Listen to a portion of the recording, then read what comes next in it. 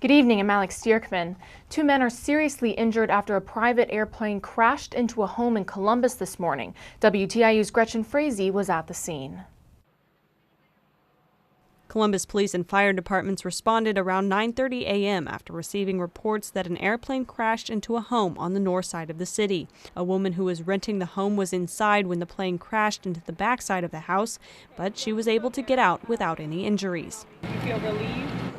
Yeah, I'm lucky. So no injured. So I'm safe. So I'm very lucky. Both the pilot and his passengers suffered severe burns. One of the men also suffered a head injury. Police say one of the men was able to get out of the plane. A bystander pulled the other man out before the plane erupted into flames. But both were conscious when first responders arrived on the scene. Columbus Police Department spokesperson Matt Myers says the men are lucky to be alive. And I think quick action by the first responding officers obviously helped with that situation. One of the men was taken to Columbus Regional Hospital and then lifelined to Wishart Hospital in Indianapolis. The other was taken directly to Wishart. The air traffic control manager at the Columbus Municipal Airport says the propeller plane was performing a series of takeoffs and landings. He cannot say the exact reason the aircraft was in flight. The FAA has not released the names of the victims. For WTIU News, I'm Gretchen Frazee.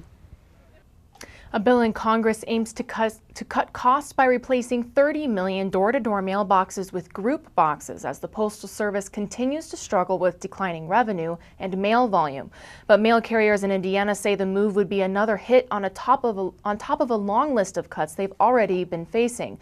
Last year, the Postal Service consolidated many of its mail processing facilities in Indiana, eliminating jobs through retirements and forcing many employees to transfer or lose their jobs.